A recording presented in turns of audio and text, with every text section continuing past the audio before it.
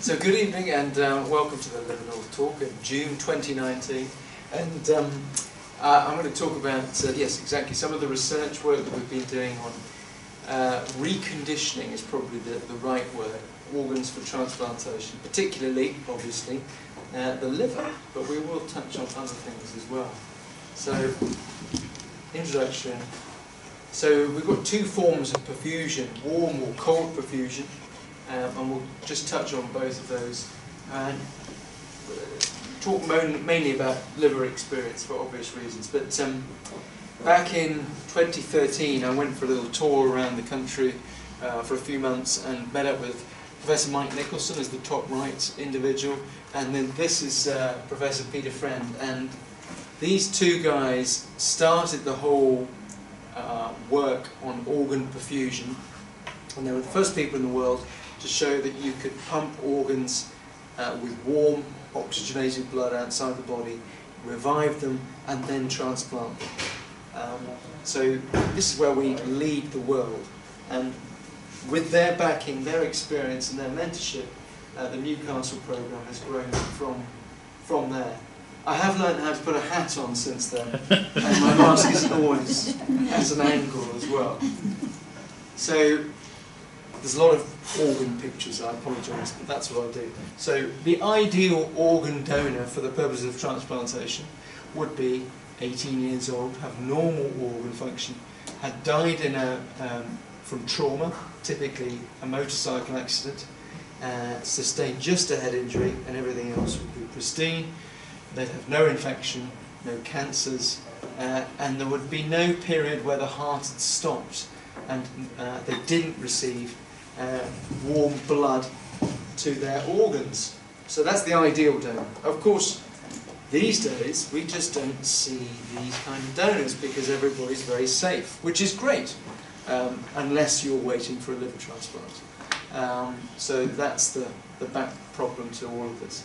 People wear crash helmets, people wear seat belts, very safe, and so what we get more often than not is an older donor who suffered with diabetes, high blood pressure, overweight, died from a stroke, which means their blood vessels are all furred up, they've had some kind of infection, they've either got previous or current cancer, and donation after circulatory death, there's a period where there is no blood going to that liver, and that damages the liver. In the past we'd have the donation after brainstem death, would be the typical organ donor. So these patients had sustained a massive head injury, were dead, and two anaesthetists would sign a form to say this patient was dead, and then we could remove the organs in the operating theatre very soon after the heart had stopped. So there was no damage from that moment of organ donation. More and more these days, unfortunately, because we're so good at keeping people alive, they are not dead. They are in this kind of situation, on intensive care, lots of machines, lots of infusions of adrenaline, keeping their body alive and their brain just functioning. But what typically happens is a decision is made with the family that to continue this kind of treatment is futile. They're never going to make a meaningful recovery, and that it would be better for everybody, most notably the patient, if the machines were switched off and nature was allowed to take its course. So for our organ donors, more and more what happens is the life support is withdrawn after all this decision making has been worked through, and then we take the patient round to the operating theatre, who is now a donor, and remove their organs for transplantation. And we have to be fast, but the liver, when it comes out, is blue and cold. It's not pink and warm. And this is a problem, because what that means is that the liver is particularly, well, we'll talk about why the liver is sensitive. And if you look at this, if you look to the left-hand side of all the organs offered for transplantation, most kidneys actually do get transplanted, 83%. Right down at the other end is the lungs. Of all lungs offered for donation, only about 6% are actually transplanted. And the liver is 28%. So there's this huge number of organs that we just don't transplant at the moment. And the drop-off is here, where everything looks fine, but then we withdraw treatment and various things go on, as in their blood pressure isn't good enough, blood pressure drops, and we just can't use the liver using conventional methods. So this was a study done back in 2013 showing that of all the DCD livers, we only transplanted, once we do transplant the liver from a DCD donor, there's more biliary complications, more problems with the bile duct, this joint here, and inside the liver itself. The liver is full of toxins from that process of dying, and the recipient suffers as a result. So all of the toxins are released into the bloodstream, the patients are quite unwell.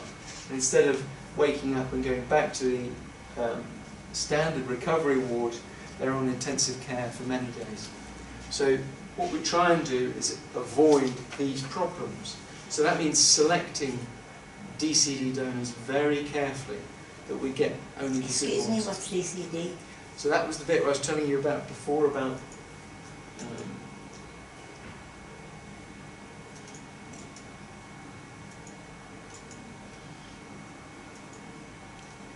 donation of circulating. Thank you. Sorry, I've DCD. Okay. By that will just work now. Yeah. Thank you. So, DCD, DBD. So the kidney outcomes. There's also problems with the kidneys, but they're easier to get over, of course, because we have dialysis.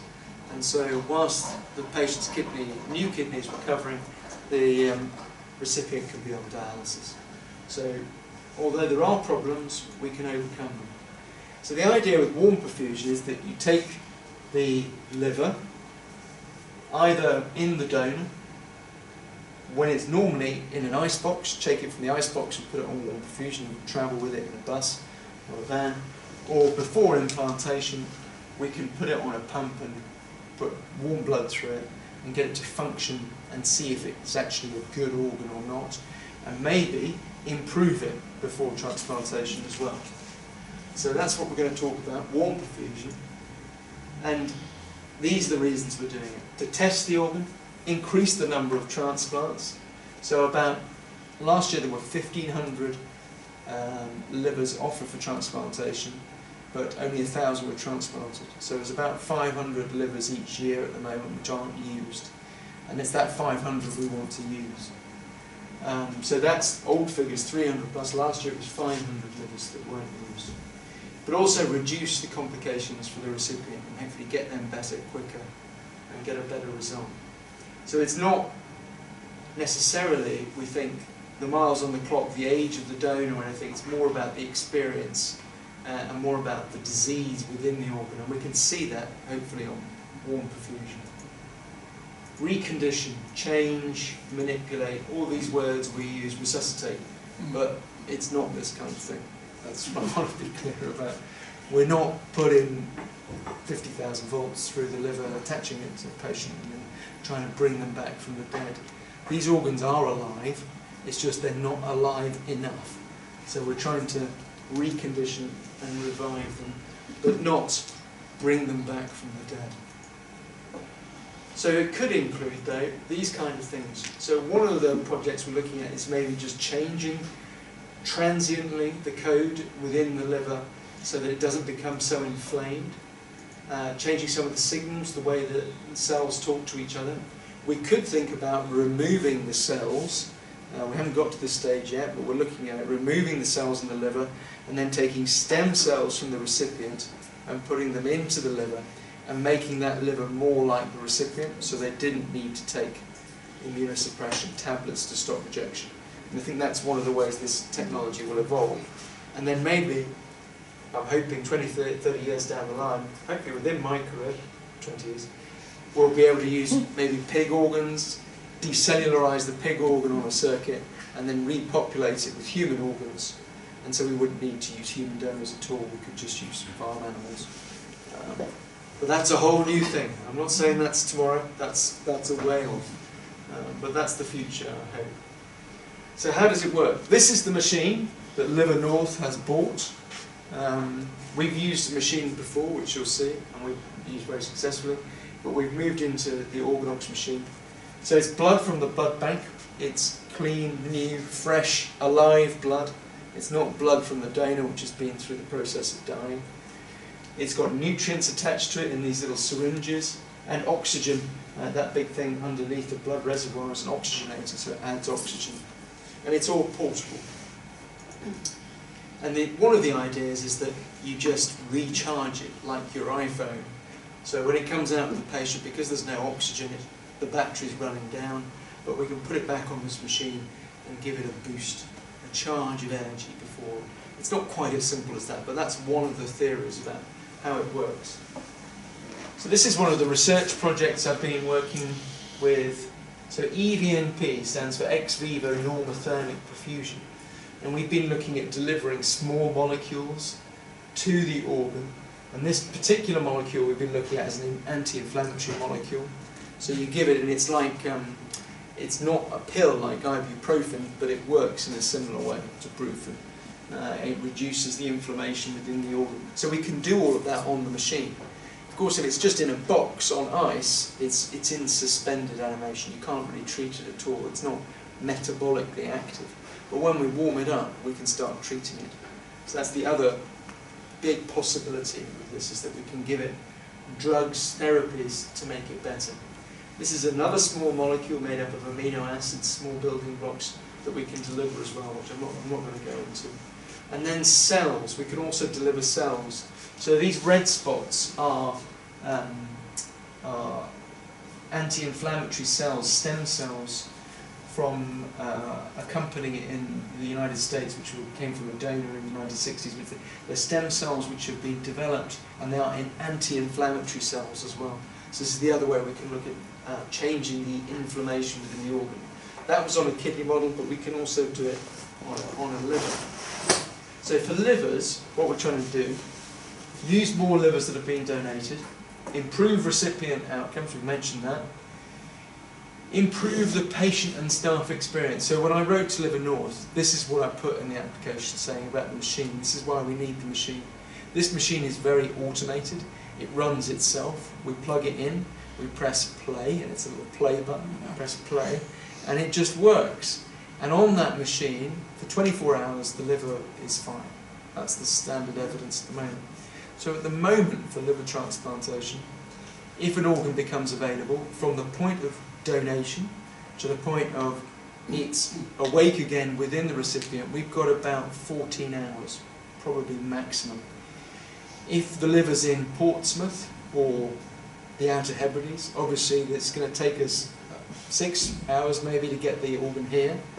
Then there's an hour or two for us to look at it and check it's okay and get it ready. And then we've got to anaesthetise the patient. You can see we're running out of time quite quickly. So this will give us more time. This is where the real immediate benefit of warm perfusion is for patients. So instead of saying to patients, you better get here quick, otherwise this is going to go, we can say to them, yeah, get here this evening, you have to have a meal, come in, we'll have a chat, go to sleep, and then we'll start the operation in the morning. So that's going to be the big benefit we hope for patients using this machine straight away. Beyond all of the aspirational stuff I've talked about, yes, pig organs, all that stuff. This is immediate, this is real, and this is now, I hope. Reduced burnout.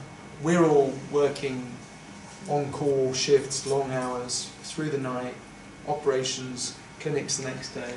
The nurses, of course, are on shifts, they're running around as well. If we can slow everything down, reduce the stress levels for everybody, including the patients, hopefully we are going to be better for longer at our job. So that's the other big benefit we can see, that instead of staggering from one patient to the other going, you're next, get in here, we can actually be a bit nicer about things, hopefully, and be a bit more considered. And then, of course, there's the optimisation and treatment aspect as well. This is the machine that we bought. It's the best machine on the market, I'm absolutely certain. It's the machine that Peter Friend developed in Oxford. But there are other ones which I'll mention as well, just to put it in some kind of context. It's probably, for what it is, the cheapest machine as well. which doesn't mean it's buy cheap, buy twice. It means, I think, it's been well developed, well manufactured, and the technology is right at the peak of where it is. Some of the other machines, this machine is the most expensive. It's American. It's over-engineered to my mind. There's a lot of things in there that you just don't need. But of course they add money to the whole thing. So just to give you an example, for the OrganOx it's costing us about £4,000 to use it each time. This is £36,000 per go. And of course the Americans love it because it's all flashy whistles and bells and all the extra bits and pieces, but it doesn't actually make any difference. It's just all added in to make the product more expensive, to make it more attractive to the American market. But we've purposefully moved away from this because I don't think it actually is as good in many ways as the OrganOx. It's like, how to explain it? So if you buy a lawnmower and it's got a cutting blade and an accelerator on it, well, that's easy, it does the job. If you buy a lawnmower and it's got 10 other different functions, you're just asking for things to break down on it. And when we're using medical devices, we want simple, reliable, the least number of moving parts, so it's safe. This, I think, is less safe because it's got too many other parts that can break down on it. I hope that works. I think it does, with the analogy. This, on the other hand, is right back at where we are. So this is the machine that we were using beforehand, but we made this machine in the hospital. Organ Assist have marketed it and charged more, but this is the principle. This has nothing automated on it, it's just a pump, and you dial in what flows and what pressures you want, and you have to control it. So at the moment, well, up until last week when we had the machine like this, someone was having to sit with it overnight, look at what was happening and respond to it and change it. So it's less safe because you're relying on an individual and you bring in human error as a possibility. This is the iPad version. This is Organ Recovery Systems who've gone for the kind of Apple Mac look of how an organ perfusion machine should look. It's not on the market yet. It will be, but it will be very expensive, I'm sure, because it's made for the American market. And that's a similar one for pumping blood in the organ donor to keep the blood circulating in the organ donor, which I'm not really going to touch on because it's not what we're doing currently. So this was our cold perfusion machine. I think you could just about see we had it, the liver cold as we would if it was just on ice, but we would take out the cold perfusion solution, chill it down, sorry the red is confusing, it should be blue, and then pump it back but with oxygen in it. So it was a very simple setup, although it looks complicated in this. And this is what we were using for cold perfusion. So 4 years ago I was here saying this is what we're going to do, and we've done it and it works, and I'll show you.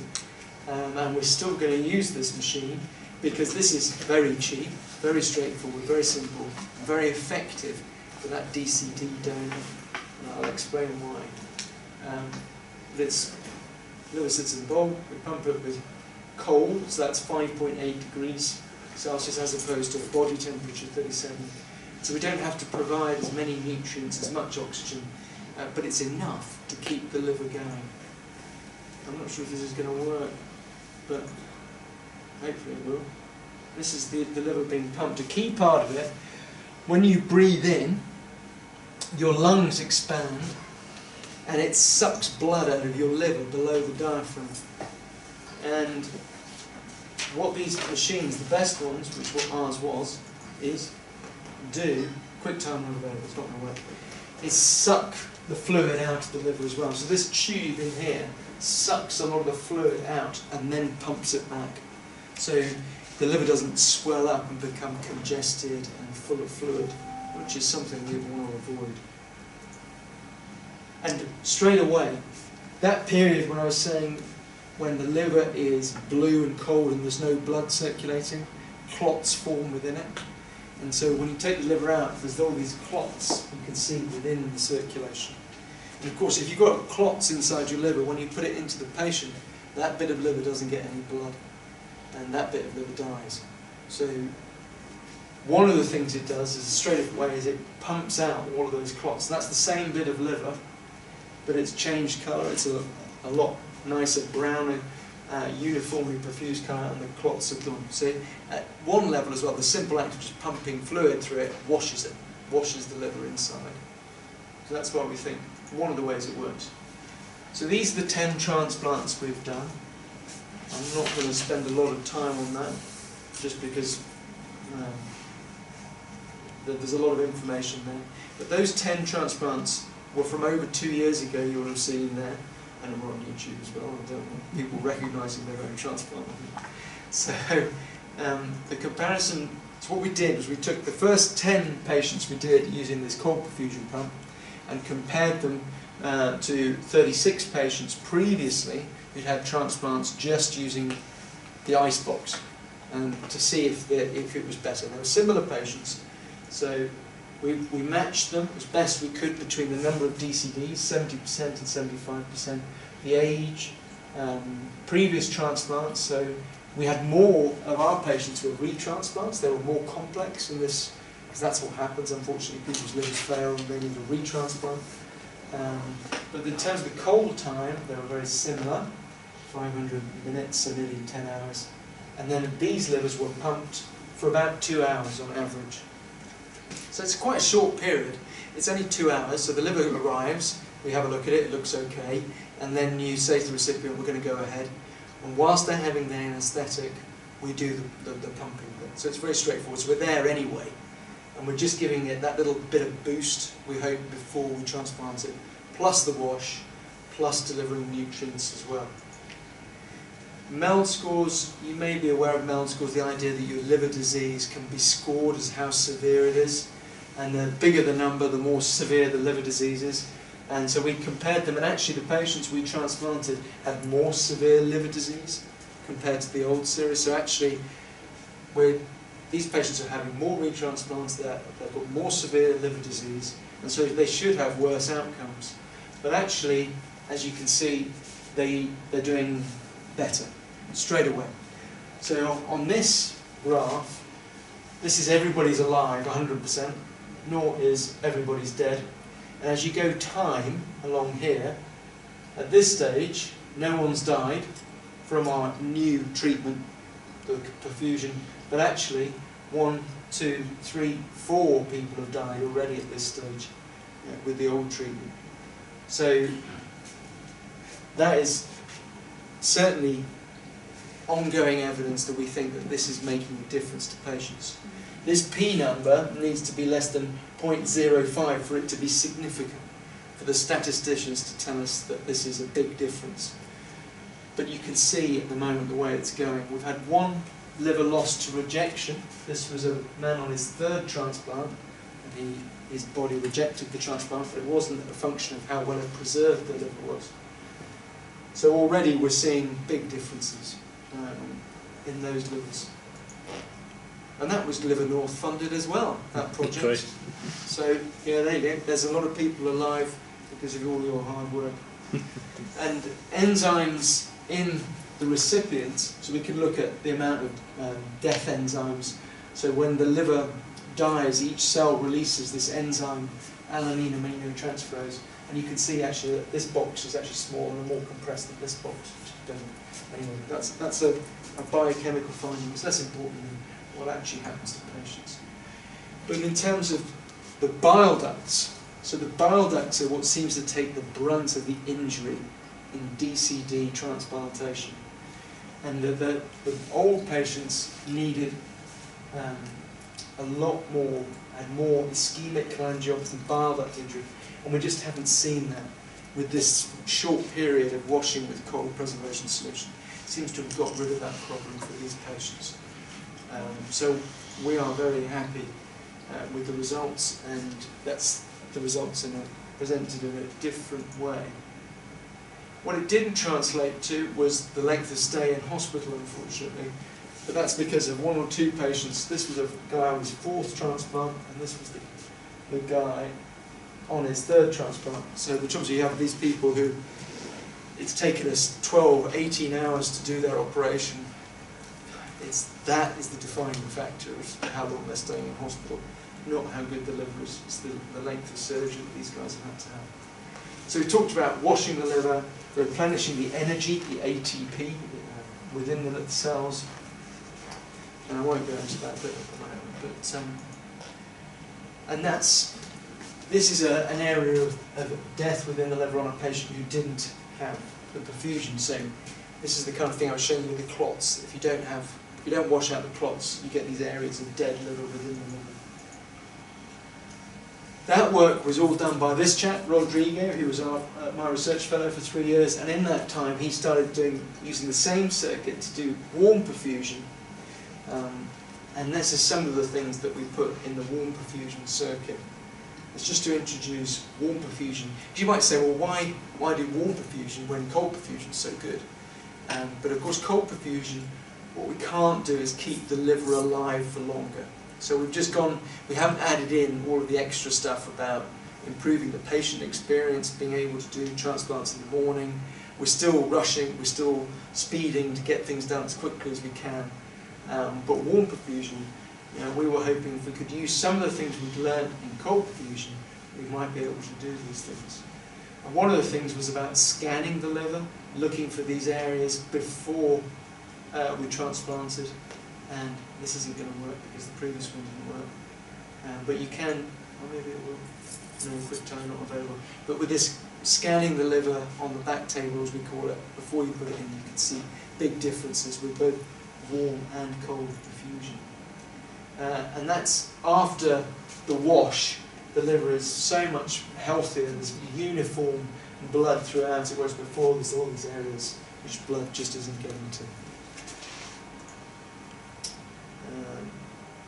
So the other thing we did at this stage, because of this 500 livers a year which aren't transplanted, these livers are removed from organ donors and then they're offered to people to transplant. And if we don't transplant them, then they can be offered for research if the families have said yes to research.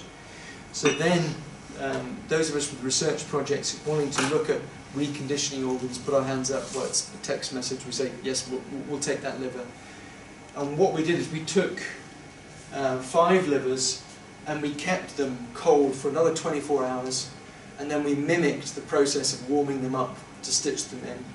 And we gave them 60 minutes in a water bath at 37 degrees, and then saw what those livers did. And remember I said the bile ducts take the brunt of the injury, and this is what happens, is that these livers just didn't produce any bile, but the other livers all produced bile. So this is the evidence that it's the injury itself which is damaging them, and they're not producing any bile.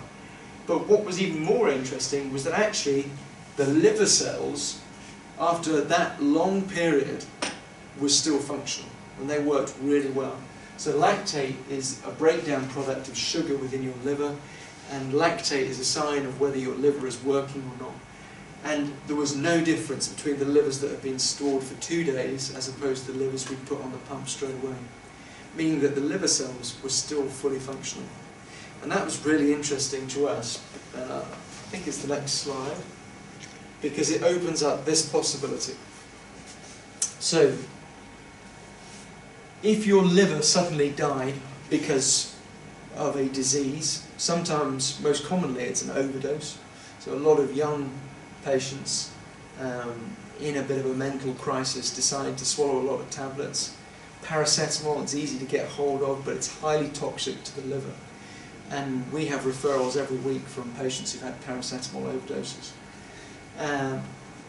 But in 2017 to the end of 2018, 22 patients had to be moved from intensive care in a different hospital to the Freeman Hospital to be considered for a liver transplant because their liver had died. Now, when I say the liver had died, the hepatocytes had been damaged. But if we can get them through that process, we know the liver can regenerate.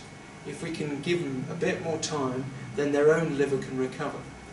What we're doing at the moment is trying to see quickly, is their liver going to recover whilst we keep them alive, or do we need to take that liver out and give them a new one?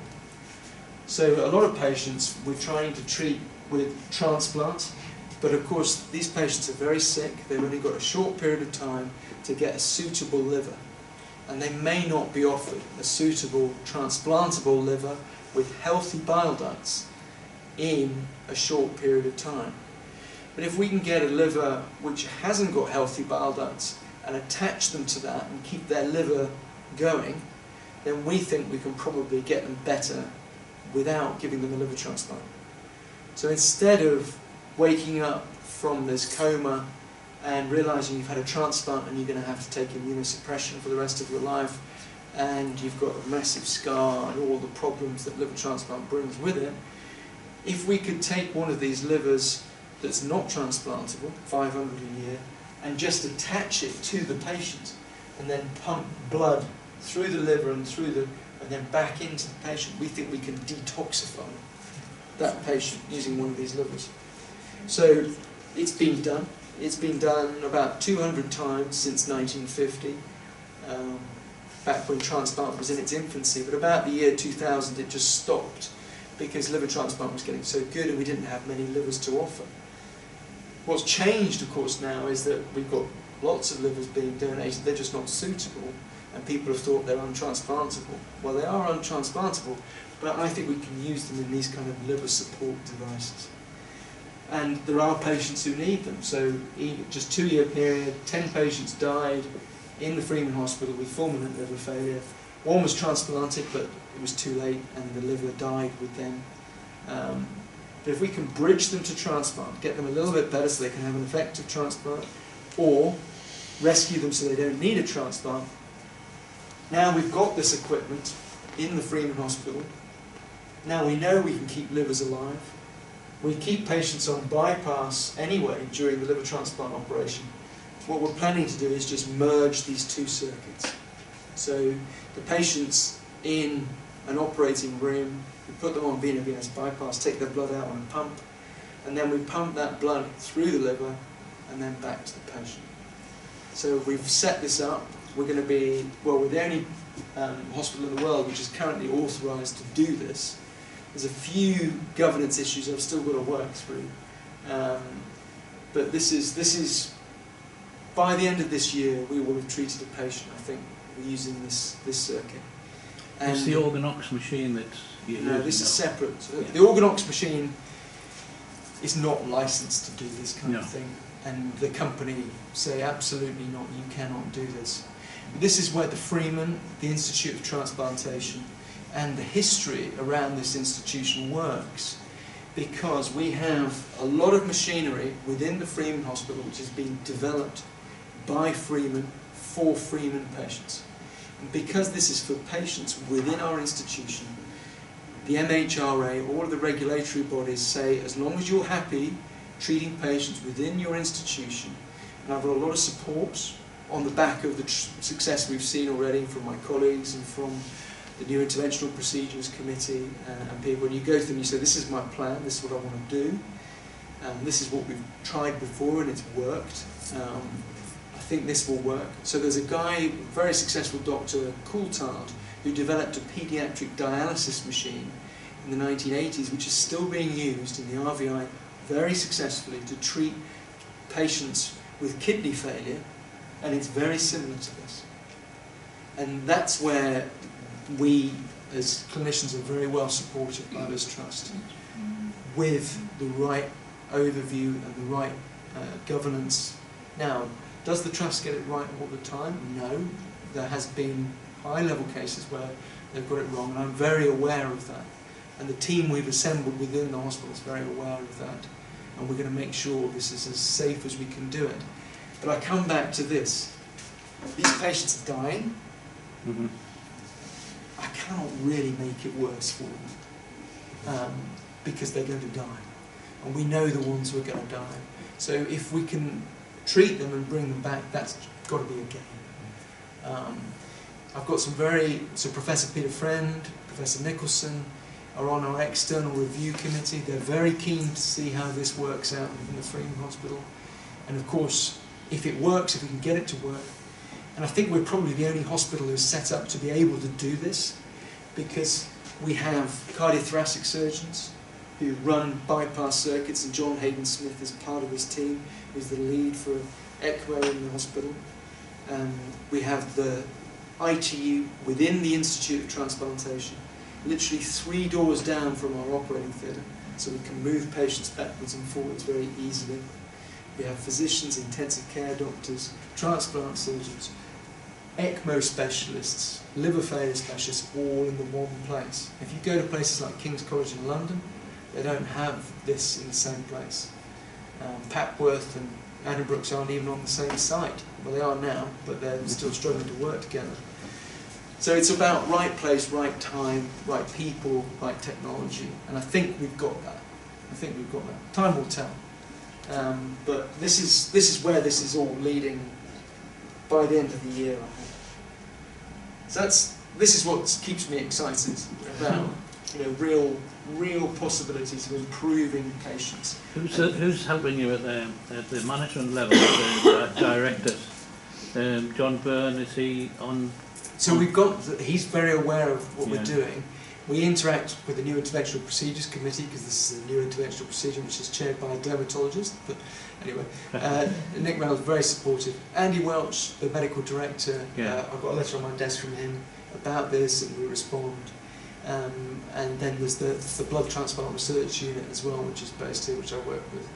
And that's the university side of things, which is Jenny, who's here, who's our PPI lead. And so that's all part of this as well. It's not a transplant, so they keep saying, well, it's not transplant, you're not going to transplant it. Which we're not. We're not going to put it physically within the patient's body. But actually, as far as the body is going to be concerned, it's a transplant. Because the blood is going to go through that liver and back to the heart, and through the liver and back to the heart. So whilst they're on the machine, they're having a transplant. And that opens up all kinds of possibilities as well, that we can look at how, because we can sample the blood going into and out of the organ. And I've got various grant proposals but it comes back to patients. So the research excites me, but this is all about, can we stop these patients dying on intensive care? And then ultimately, maybe not transplant them at all, if we can just treat them using these organs. And do you have patient representation in your decision-making process? Yes, we do. So, I'm not sure if I can mention her name. I probably shouldn't, but there's a... That's not too... No, so when we started this process, we went to the Clinical Ethics Advisory Group, and with the BTIU, Jenny's predecessor in Starbuck, we got a group together, and well, we had the presentation in January last year when I talked about it. Well, it wasn't me, it was Ibrahim, and he garbled a few of his words and didn't keep people on board. He wasn't a very good speaker. No, I think that's a fair assumption, and we had a conversation with him afterwards. Anyway, but there will be more events like this going on as we go forward. So that, I mean, the Clinical Ethics Advisory Group, we have a very on-board director, professor of ethics, would you believe, who developed fulminant liver failure and had to have a transplant. And of course, she's just brilliant. That's a stroke of good luck, isn't it? Because it's, everything, she is personally involved in the whole thing, and she's just like, I want to be involved all the way along, so that this individual's fully involved. So we do have, but this is part of my patient and public involvement as well, is to say, tell me if I'm doing something which is completely wrong. And we will stop and we will listen, or if we have to change, we will change. But this is part of that whole process as well. Can I? Yeah. Can I just? You mentioned that. I'm just going to grab a cup of tea. Sorry. You mentioned that specifically for patients who perhaps had overdoses, but I'm guessing it'll work for all of your other liver diseases. Your PSC, your PBC, your NASH. So it won't if you've got cirrhosis and your liver has changed shape and structure and is beyond normal repair. This won't work because, of course, that liver's still going to be there. But where it would work for is if you've got cirrhosis and you develop an infection and you decompensate, as we call it, and you go from being okay, well, to suddenly being very unwell, jaundiced, encephalopathic, where your brain stops working, coma, and you're on intensive care, then this would work as well. And I haven't talked about that's a huge number of patients. That's the thing is that's too many patients. I need to sleep at some point. Until we can show that this works for patients who are imminently going to die for want of a new liver. Because if you don't decompensate because of an infection, if we treat the infection, the majority of times you will get better. Now there are patients who do succumb to these infections, but the numbers are not as stark and obvious as these numbers, and this is a solution to this problem. I think it has a lot of potential for other situations as well, but we're going to focus on this because we've got limited resources. But if we can show it works in this situation, then of course everything broadens out, and we can treat a lot more different diseases as well. But these kind of circuits, if you go on to the paediatric intensive care unit here, if you go on to the Ward 21, the cardiothoracic, there's patients on these circuits all the time, having their lungs supported, having their hearts supported. This is just a liver version, but it happens to have a human liver as part at the centre of the circuit. Now, people have also said to me that, well, what about just using cells? And there are a number of devices on the market which have the same kind of setup, but instead of having whole human liver, they just have what's called a bioreactor. And inside that bioreactor are pig cells or human liver cells. It's about scale. So in a human liver, you get about 6 billion hepatocytes, whereas in these bioreactors, they're providing maybe 200 or 300 million cells. So we're providing more than, what's that, 10 times the number of cells. And these cells have just come straight from a human organ donor. They haven't been sat in a fridge or whatever. So I think the potential here is huge for it to work. And I think it will work. It's the logistics and the governance and the ethics and the Daily Mail and all this kind of stuff that we have to deal with to get it to work. But we're working through all of that. Colin, how long does that liver, the external liver, how long does that last for? Just indefinitely? I've said, so that the evidence from previously was if you could get it to work for 12 hours, you would materially make a difference to the patient. But theoretically, we could go for days and days if the liver and the patient get better as we expect them to do. Again, we can't deliver this therapy for day after day after day. So we've arbitrarily set that we're going to just treat for 12 hours because that's where the evidence of effect is. Now, one of the things that our patient came back to us with, well, that's a bit dubious, is if they're getting better after 12 hours, then how can you withdraw the therapy? And my answer to that is, unfortunately, on intensive care, every day, we have to withdraw treatment on patients who are not getting better. And it's the decisions that these guys deal with on a daily basis, because you remember when we were talking about DCD, and the picture up here of the patient on these machines. After a while, if they're not getting better quick enough, you realise it's futile. These patients are not going to make a meaningful recovery. It's the machine that's keeping them alive. If after 12 hours, there's really good signs that these patients are getting better, but they're not quite there yet, then obviously we'll continue the therapy. And that's where the MDT, the multidisciplinary team, there'll be 5 or 6 of us standing at the end of the bed, considering everything with the family, and saying, look, we have to make a difficult decision. Either we carry on or we stop. And there are some pointers from people who've done it previously as to what to look for, what not to look for. One of the people on the external panel is a guy called Professor Ken Simpson from Edinburgh, who's a world-leading expert in acute liver failure.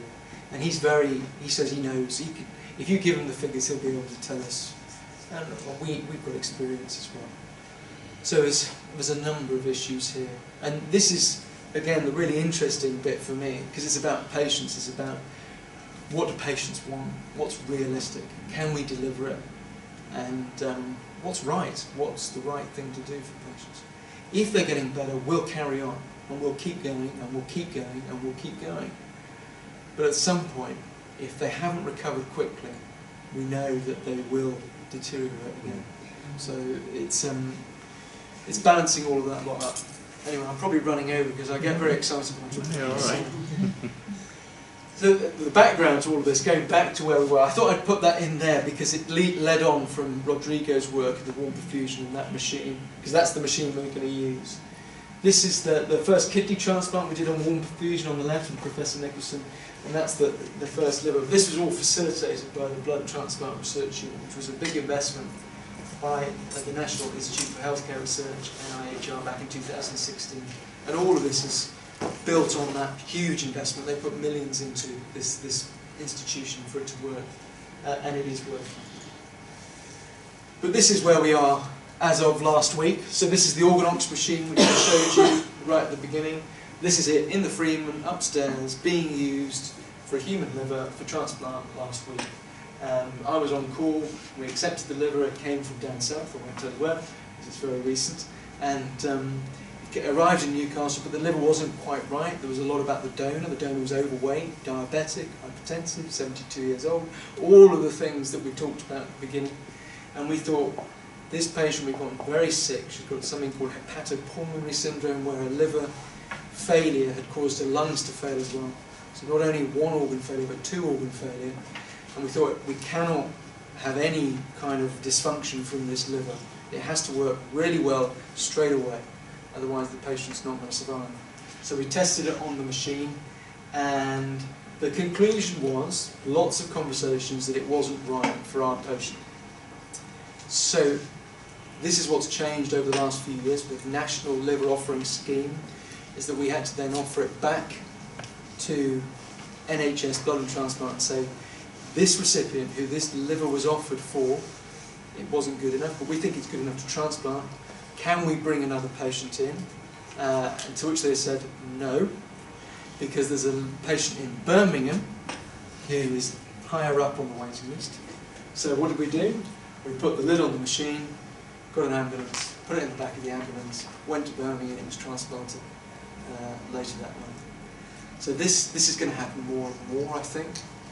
And another future I can see for this kind of machine is that instead of the liver coming from a donor directly to the transplant centre, as it goes to a perfusion centre, or what somebody's called an ARC, an assessment and reconditioning centre, and there may be one or two in the country, there may be 3 or 4, we still need to know. I'm meeting with Peter Friend on Monday. Of course, we're keen to have one in the northeast, an ARC in the northeast. And if you look at Rutherford's, the cancer centres, they've decided that Bedlington's the place to put good. a cancer treatment centre. So why don't we have an ARC in Bedlington? I don't live that far away in Uffram, so it would be great. I'd be very happy with that. So coming to Bedlington, this kind of thing might be happening, but we'll see. This is Never mind that. Did we get the machine back from? So yes, exactly. So of course I took a picture of the serial number, because they have a OrganOx in Birmingham. So I took a picture of the serial number, and I was on the phone saying, "We want ours back. 0145. We want our machine back. It's a Geordie machine. We want it back." So yes, we got it back the next day, and I've checked it out. There's no scratches.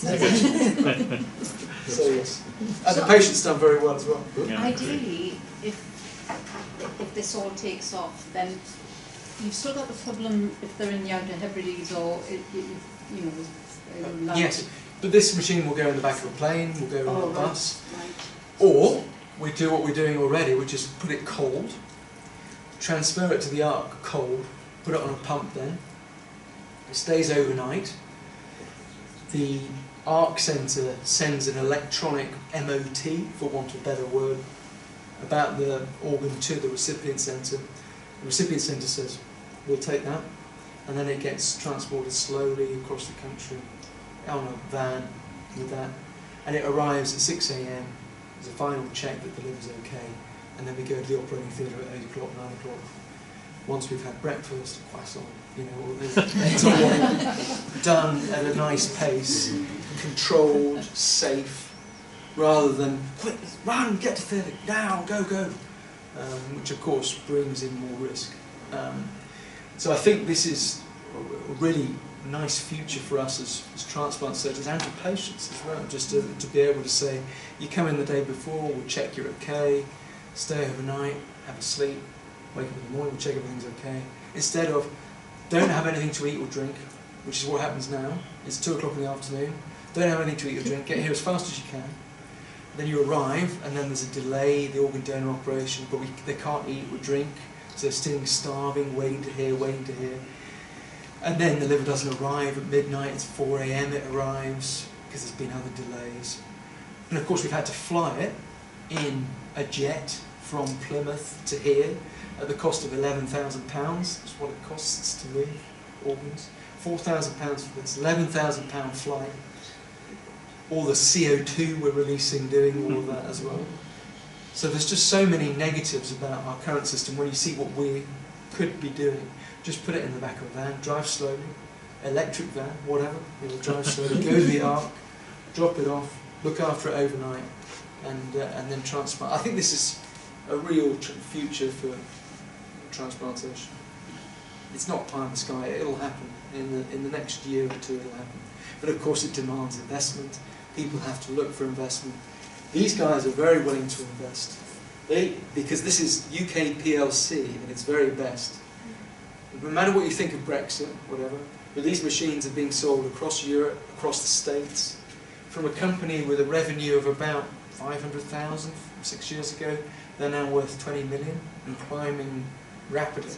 If you think there's 168,000 transplants done worldwide each year, and each one of these could be on a machine, then the potential for investment, and we lead the world. The UK leads the world. So this is where we need to be.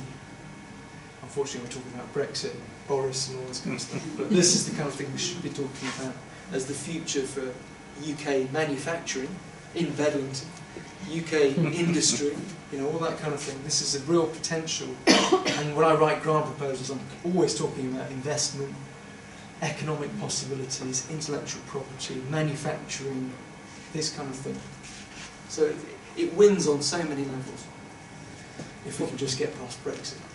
When you said there was the cost, at the beginning of your presentation you said there was a £4,000 cost for this machine, 36,000 for this American machine. Where's the cost per use of, where's the £4,000 come in? Right? Well, exactly. So when we do these perfusions, it costs us £600. The plastic tubing, which is the basis of all of this, is the same.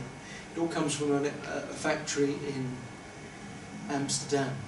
But the machinery, so it gets taken from there to these industry sites, these branded name sites, organox, and it gets engineered, it gets changed and put into these machines and then packaged up. It's like everything these days. You go and you buy an orange from Sainsbury's or whatever. It's the same farm probably in South Africa that sent the oranges to Morrison's as well, but it's all of that added on. The Americans had to use a lot of venture capital to leverage. They got a lot of loans out, and their venture capitalists want big returns, so they have to charge a lot more. Like all of these things, when you bought an iPad at the beginning, there was a huge new technology cost to the iPad, and of course that money gets squeezed down and down. The more we use the machines, the more the price will come down.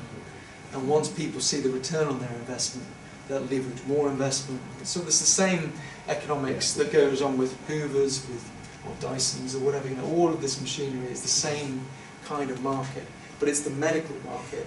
And the amount of regulation and red tape they have to get through means there's a lot more markup. But this machine in the States is more expensive because they've had to go through a lot more development, a lot more approvals, a lot more FDA involvement. So, and the hospitals have charged them a huge amount to just bring the machines in to test them. And of course they have to recoup those costs, so that it gets put back into the cost of the machine at the end of it. So that's where the Transmedics machine is so huge, because it's been developed within the American healthcare system. And they've all wanted a slice of that pie. Whereas here, UK, the way we are, compared to the rest of the world, we're relatively regulation light. We're good at moving technology forward quickly. And so we've got a competitive, sustainable advantage. But we need to keep pushing, keep moving it forward, and not get bogged down in politics, which is the big problem. Thank you very much. That's it. Very good. So I'm just going to show you where we are, all of these different things. But most importantly, LIVErNORTH, up there. Very good. Have we got any questions for Mr Wilson, anyone? And that's the important bit as well. just target. Yeah, that's right. I'm Without interested. them, this is nothing. Sorry, Yeah. I'm interested to know how you're going to sell the idea of using pig organs. That's a long way. It's a long way. Well, yes, it is. But when we first started, our badge was a little pig. It was a money box. Really? And, Yeah, we bought Derek a pig. Ah. that was the very first thing, and people ended up, shying away from this image of using animals. Yeah, you're absolutely right. I mean, we eat bacon sandwiches, we love our sausages, but the idea of having a pig organ is a little bit, maybe too much. The fact is, I'm not sure we'll need that. If people decide that we want to use human organs, that we carry on wanting to use human organs, then I think we'll be able to do that. Because of course, if we can decellularize the organ, if we can remove all of the cells and just keep that scaffold, then we can use anybody who dies.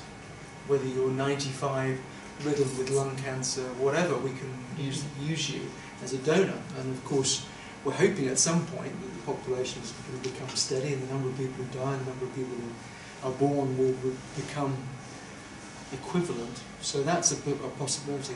There's also the idea that we could grow organs from scratch within the lab.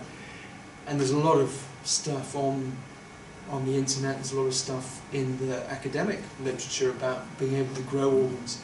Now for something like a heart, where you've got one function, which is to pump, that's all it needs to do is just pump. You can get enough cells, you can create a chamber, you can build something which will pump quite quickly, I think. And that may happen within my lifetime professional career. But to build the structure of the liver from scratch is another, it's got to mesh together, it's all got to fit together, the bile ducts and the hepatocytes, the blood flow, all has to fit together. And we're a long way from being able to do that in the kind of micro-environment we need to do it in. The kidney, similarly, will be very difficult to engineer. The pancreas for insulin for diabetes, we're pretty close because that's one function again. Sugar goes in, increasing the amount of insulin that's required, sugar goes out the other side, insulin goes out the other side. That's relatively simple to engineer. I think that will happen.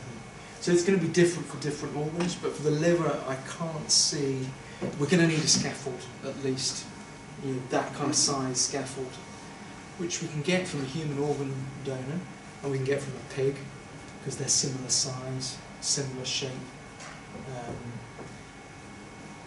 We're never going to go for monkeys or baboons, I'm sure, just for the reasons you said, the great apes, they are sacrosanct, we're not going to touch them. Yeah, maybe everything will move. I mean, if you're a Muslim, you're not going to have a pig organ transplant, full stop. That's just not going to happen. But I don't know. I mean, today I think we would still talk about maybe using pigs as organ donors. In 10 years, I may be there and people, you said, I'm sorry, I know, I got it wrong. 10 years ago, it seemed okay. Now we're looking at it completely different. The world changes, and L'Oreal don't test on rabbits anymore. But 20 years ago, that was considered. 30 years ago, considered okay. So it will change, and the ethics will change. Can I just ask one question, a little bit off kilter? How important is it? We've talked a lot about the bile ducts and things like that. How important is it that the recipient of a liver has a gallbladder? Gallbladder is not important. Not important. Gallbladder, so one of the things I do is I take gallbladders out of people. So I'm a liver surgeon and a gallbladder surgeon as well. And I tell everybody who's having their gallbladder removed, you do not need your gallbladder. The gallbladder is an evolutionary throwback. When we were tribes running across Africa, if the tribe cornered a woolly mammoth and brought it to the ground and killed it, then you would feast on that big fatty meal and you'd want to get all of the goodness out of that meat. And at that stage your gallbladder would contract and push bile into the food and digest, like fairy liquid, all of that fat. It would just digest it for you. These days we don't need to digest fat. There's more than enough fat in our diets. And so there is you can remove people's gallbladders with no nutritional or any kind of consequence. But does it not lead on to sort of bile acid malabsorptions and things like that? Well that's a different point. So yes, you are designed your colon is not designed to have a continuous flow of bile acids into it. So the condition you're talking about, bile acid malabsorption, continuous stream of bile going through your small bowel because it's not in a reservoir in the liver. It gets to the colon and it is irritant to the colon and it can cause diarrhea. So some patients, after their gallbladder is removed, can go to the loo more often and have diarrhea. And for some patients it's a big problem, but we have tablets, bile acid sequestrants, which means it can stop that from happening. Yeah. But it wouldn't necessarily have an effect on a recipient of a liver. No. Compared to all the other issues that they're going through, going to the loo twice instead of once a day tends to be not a major issue. In some patients it is a big issue, and we can treat that though. That's a tablet, we can treat that. Excuse me, you said about people having multiple transplants. When do you draw the line? How many transplants? Each or 4? Is now the limit. We've all agreed as a country we're not going to do more than 4. And in Newcastle you'd have to really persuade us to do a 4th liver transplant. It's just, it seems to be that stage when the body just really struggles. And yeah, we've had some bad experiences, and of course the patients have had even worse. So we tend to say at the moment 3, and your 3rd liver, if that fails, then that's probably it. It's just not fair on the patient, on all the organ donors, because theoretically we could keep going and try and keep going, but you're throwing good money after bad in a lot of ways. Livers are a precious resource. They may not be a scarce resource, but transplantable livers are a precious resource. And we don't want to be just throwing livers. There was one patient who's had, I think 8 is the record in the UK. They put a liver in, it would fail. They put another liver in, it would fail. Put another liver in, it would fail. You've got to draw the line at some point. And we want to do the best for as many people as we can. Thank you.